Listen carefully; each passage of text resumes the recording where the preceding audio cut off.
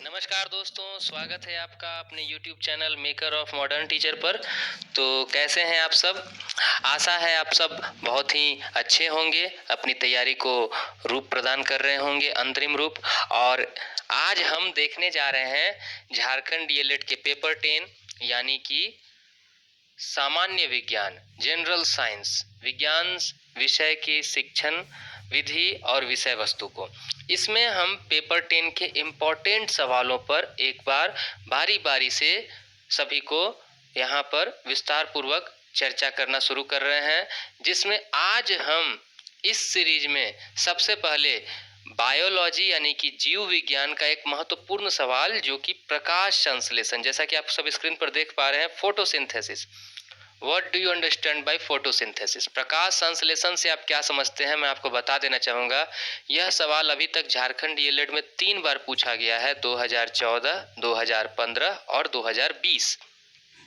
3 वर्षों में इस प्रश्न को बार बार पूछा गया है। तो हम यह तो नहीं कह सकते हैं कि 2020 में आया है तो नहीं आएगा, क्योंकि जब 2014 में आया था तो 2015 में रिपीट हुआ था। तो इसके बाद काफ़ी वर्षों के बाद 2020 में आया है। तो पहले हम प्रकाश संश्लेषण के प्रश्नों को एक बार अच्छे से देख ले रहे हैं। जब इसके उत्तर को बनाएंगे तो एक प्रारूप बनाकर, प्रारूप मैंने आपके सामने प्रस्तुत किया है। प्रारूप में है सबसे पहले पोषण का परिचय, फिर है कि सजीव अपना भोजन कैसे प्राप्त करते हैं, और उसके बाद है आगे कि स्वपोषी पोषण, प्रकाश संश्लेषण किसे कहते हैं। अब इसके बाद हम पढ़ेंगे कि आपको प्रकाश संश्लेषण के चरण यानी कि प्रकाश संश्लेषण के जो स्टेप होते हैं इसके बारे में जानेंगे, और फिर हम जानेंगे प्रकाश संश्लेषण के लिए आवश्यक घटक क्या क्या हैं। तो बारी बारी से हम शुरू करते हैं। पहले हम पोषण को समझ लेते हैं कि पोषण किसे कहते हैं। मुझे पता है आप में से बहुत सारे लोगों को पता है इसका जवाब, लेकिन फिर भी एक बार आप इस पर ध्यान दे लीजिए तो आप समझ जाएंगे। पोषण क्या है? तो सभी सजीव प्राणियों को कार्य करने के लिए, जैसे टहलने या साइकिल चलाने आदि के लिए ऊर्जा की आवश्यकता होती है। वृद्धि, विकास आदि में हमें बाहर से पदार्थों की आवश्यकता होती है, और इस ऊर्जा की प्राप्ति हमें होती है ऊर्जा के स्रोत यानी भोजन से। भोजन प्राप्ति व पाचन की प्रक्रिया को ही पोषण कहते हैं। किसे कहते हैं पोषण? जो भोजन हम खाते हैं और उसे जो पचाना हो गया, इस पूरी प्रक्रिया को मिलाकर हम पोषण कहते हैं। पोषण की आवश्यकता हमें हर कार्य को करने के लिए ऊर्जा की आवश्यकता होती है, इसलिए पोषण आवश्यक है। अब हम बात करते हैं कि सजीव अपना भोजन कैसे प्राप्त करते हैं। सभी सजीवों में ऊर्जा तथा भोजन की सामान्य आवश्यकता समान है। मतलब सामान्य जनरली रूप में सबको समान ऊर्जा चाहिए, परंतु इसकी आपूर्ति भिन्न भिन्न विधियों से होती है। कुछ जीव अकार्बनिक स्रोतों से कार्बन डाइऑक्साइड तथा जल की सहायता से अपना भोजन स्वयं तैयार करते हैं। मतलब कुछ जीव ऐसे होते हैं जो कि वातावरण में मौजूद प्राकृतिक पदार्थ से अपना भोजन स्वयं तैयार कर लेते हैं। आप बोलिएगा कि हम लोग भी तो अपना भोजन स्वयं तैयार करते हैं। जी नहीं, हम जो भोजन तैयार करते हैं वो या तो हमें जानवरों से प्राप्त होता है या फिर हमें पौधों से प्राप्त होता है। अगर कुछ जीवों की बात कर रहे हैं हम जो अपना भोजन स्वयं तैयार करते हैं, तो ऐसे जीव जैसे कि ग्रीन प्लांट्स यानी कि हरे पौधे, आप वे अपना भोजन कहाँ से तैयार करते हैं? जल को लेते हैं, कार्बन डाइऑक्साइड को लेते हैं, फिर हवा में से कार्बन डाइऑक्साइड को लेते हैं, फिर जमीन के नीचे से खनिज लवण को ले लेते हैं, और इसमें वो सूर्य के प्रकाश की सहायता से भोजन तैयार कर लेते हैं। ये हम स्वपोषी कहते हैं। इनमें सभी हरे पेड़ पौधे आते हैं। कुछ जीव जटिल पदार्थों का उपयोग करते हैं। इन जटिल पदार्थों को सरल पदार्थों में तोड़ना आवश्यक है ताकि ये जीव के समारक्षण तथा वृद्धि में प्रयुक्त हो सके। समारक्षण मतलब कि उसके शरीर में होने वाली सारी प्रक्रियाएं, अभिक्रियाएं, यानी कि वृद्धि में होने वाली प्रक्रियाएं, और टूट फूट होता है तो मरम्मत की प्रक्रियाएं, ये सब समारक्षण हो गया। और रोग प्रतिरोधक क्षमता भी इसके अंतर्गत शामिल है। इसे प्राप्त करने के लिए जीव जैव उत्प्रेरक या एंजाइम का उपयोग करते हैं।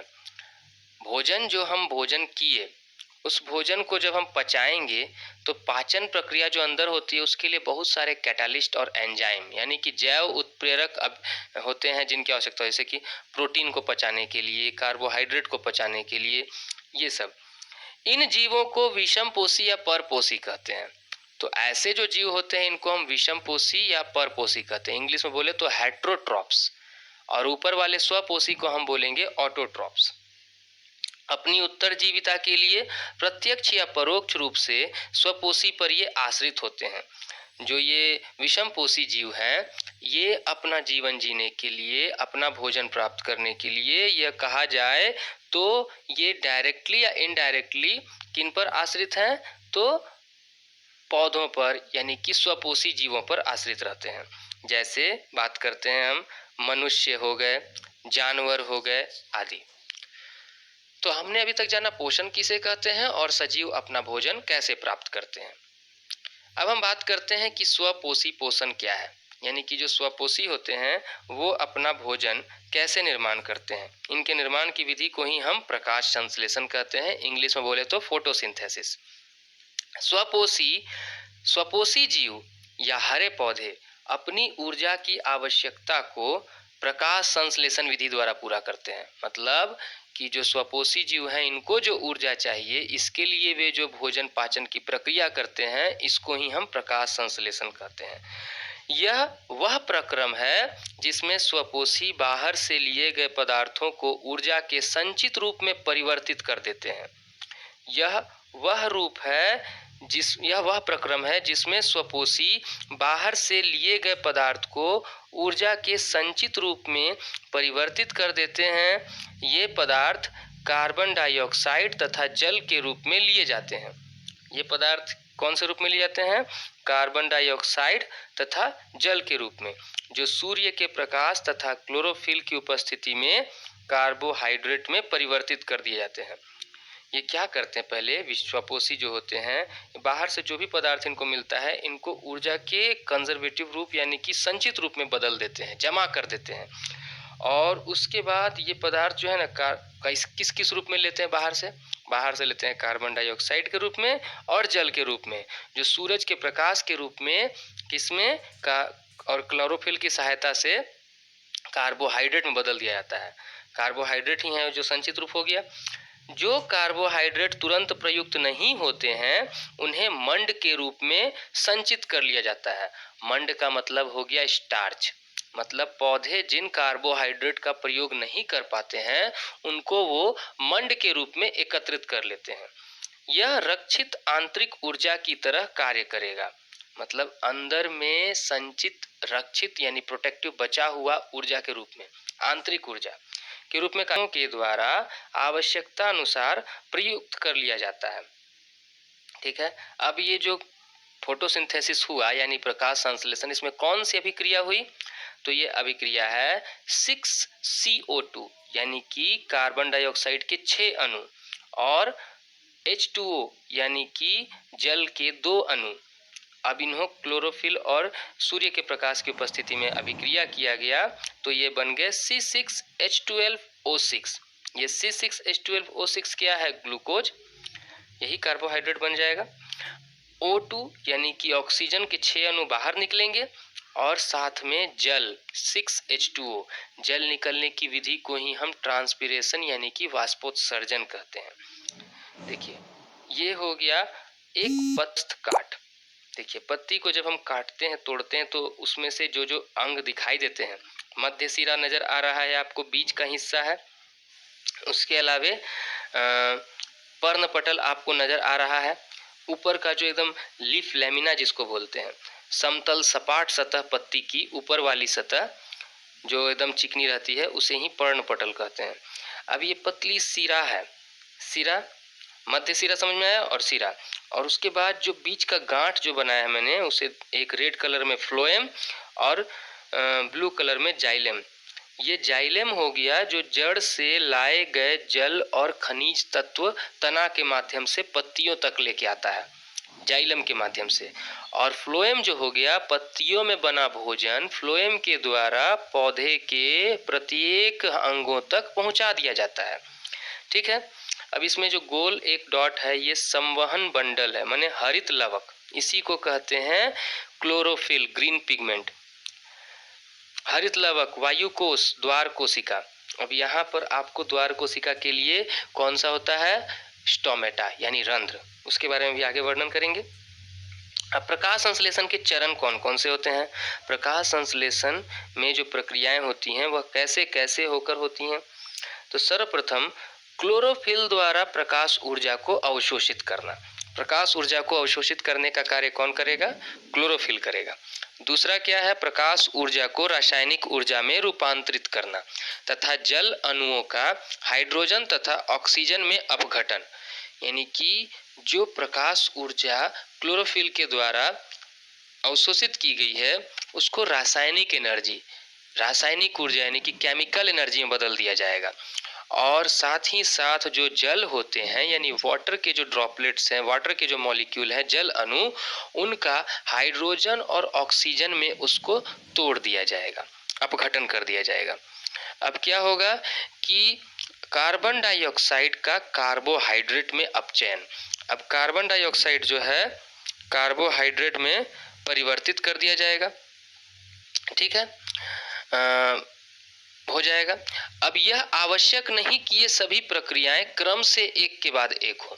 देखिए कोई भी प्रक्रिया आगे पीछे होता है, इसका कोई क्रम निश्चित नहीं है। जैसे मरुद्भिद यानी डेजर्ट में जो प्लांट होते हैं वे पौधे रात्रि में CO2 लेते हैं, ध्यान दीजिएगा, क्या करते हैं, रात में कार्बन डाइऑक्साइड लेते हैं तथा एक मध्यस्थ उत्पाद बनाते हैं। कभी कभी आपने सुना होगा रात्रि के समय में पेड़ पौधों के नीचे नहीं सोना चाहिए। क्यों नहीं सोना चाहिए, कोई भूत नहीं आता है, सोना इसलिए नहीं चाहिए क्योंकि कुछ कुछ पौधे ऐसे होते हैं जो रात्रि के समय में कार्बन डाइऑक्साइड लेने लगते हैं, माने कि रात्रि के समय में कार्बन डाइऑक्साइड छोड़ने लगते हैं। कुछ कुछ ऐसे पौधे होते हैं, जैसे कि हम जनरली जानते हैं कि पौधे कार्बन डाइऑक्साइड लेते हैं और ऑक्सीजन छोड़ते हैं, लेकिन कुछ कुछ पौधे ऐसे होते हैं जिन लोग कार्बन डाइऑक्साइड रात में छोड़ने लग जाएंगे, उनके कार्बन डाइऑक्साइड छोड़ने की प्रक्रम बढ़ जाएगी। अब हम यहाँ डेजर्ट के प्लांट की बात कर रहे हैं। डेजर्ट में कुछ प्लांट ऐसे होते हैं जो CO2 लेते हैं यानी कार्बन डाइऑक्साइड लेते हैं और एक उत्पाद बनाते हैं। दिन में क्लोरोफिल ऊर्जा अवशोषित करके अंतिम उत्पाद बनाता है, यानी कि उन लोग का जो ये फोटोसिंथेसिस का टोटल प्रोसेस है ये रात में भी चालू रहता है, रात में आधा उत्पाद बन चुका रहता है और फिर दिन में जब क्लोरोफिल सनलाइट का एनर्जी लेगा तब जाकर के पूरा उत्पाद बन जाएगा। अब क्या है, पौधों की पत्तियों के हरे भाग में क्लोरोप्लास्ट होता है और जिसमें क्लोरोफिल उपस्थित होता है। पत्ती की सतह पर सूक्ष्म छिद्र होते हैं जिन्हें रंध्र कहते हैं, जो गैसों का आदान प्रदान करता है, अर्थात CO2 को अंदर लेने के लिए ये खुल जाते हैं तथा O2 छोड़ देने पर ये बंद हो जाते हैं और इनका खुलना और बंद होना द्वार कोशिकाओं के द्वारा नियंत्रित किया जाता है, ठीक है। इनसे जल का उत्सर्जन भी होता है जिसे वाष्पोत्सर्जन कहते हैं। जल को पौधों के द्वारा छोड़ना ही वाष्पोत्सर्जन कहलाता है, माने कि अतिरिक्त जलों को। कुछ पौधे जैसे बरगद, पीपल आदि में गैसों का आदान प्रदान तने तथा जड़ की सहायता से होता है। देखते हैं पेड़ पौधों से जड़ लटक रहे होते हैं, तो ये जो बाहर में जड़ होते हैं ना, ये जड़ फ्री रूट, ये आपको for oxygen, for exchanging of gas होते हैं। रंध्र के छिद्रों का खुलना व बंद होना द्वार कोशिकाओं का कार्य है। जब द्वार कोशिकाओं में जल अंदर जाता है तब ये फूल जाती हैं तथा छिद्र खुल जाता है, तथा जब द्वार कोशिकाएं सिकुड़ती हैं तो छिद्र बंद हो जाते हैं। जैसा कि चित्र में आप देख पा रहे हैं कि ये खुला रंध्र है और ये बंद रंध्र है, ठीक है। द्वार कोशिकाओं को मैंने चित्रित कर दिया है कि जो डॉट डॉट दिखाई दे रही है चारों तरफ से गोल है, ये द्वार कोशिकाएं हैं, इन्हें गार्ड सेल कहते हैं इंग्लिश में। अब हम आगे बात करते हैं कि प्रकाश संश्लेषण के लिए आवश्यक घटक यानी आवश्यक तत्व कौन कौन से हैं, किन किन चीजों की आवश्यकता होती है प्रकाश संश्लेषण में। स्वपोषी जीवों के प्रकाश संश्लेषण के लिए कच्ची सामग्रियों की आवश्यकता होती है। स्थलीय पौधे आवश्यक जल की पूर्ति जड़ों द्वारा मिट्टी में उपस्थित जल के अवशोषण से करते हैं। जो जमीन पे उगने वाले पेड़ पौधे हैं वे अपने जड़ों से मिट्टी के द्वारा मिट्टी के नीचे से जल अवशोषित कर लेते हैं और नाइट्रोजन, फास्फोरस, लोहा तथा मैग्नीशियम जैसे अन्य पदार्थ को मिट्टी से लिए जाते हैं। जाइलम द्वारा सभी कच्चे पदार्थ जड़ों से पत्तियों तक पहुंचाए जाते हैं तथा तैयार भोजन पत्तियों के पौधे के हर भाग में फ्लोएम की सहायता से पत्तियों से पौधे के हर भाग में फ्लोएम की सहायता से पहुंचाया जाता है। तो यह हमने देखा आज प्रकाश संश्लेषण अभिक्रिया को विस्तार पूर्वक। आशा है आप सबको अच्छे समझ में आया होगा। अगर कहीं कोई पॉइंट मिस कर रहे हो कमेंट कर दें। तब तक के लिए धन्यवाद।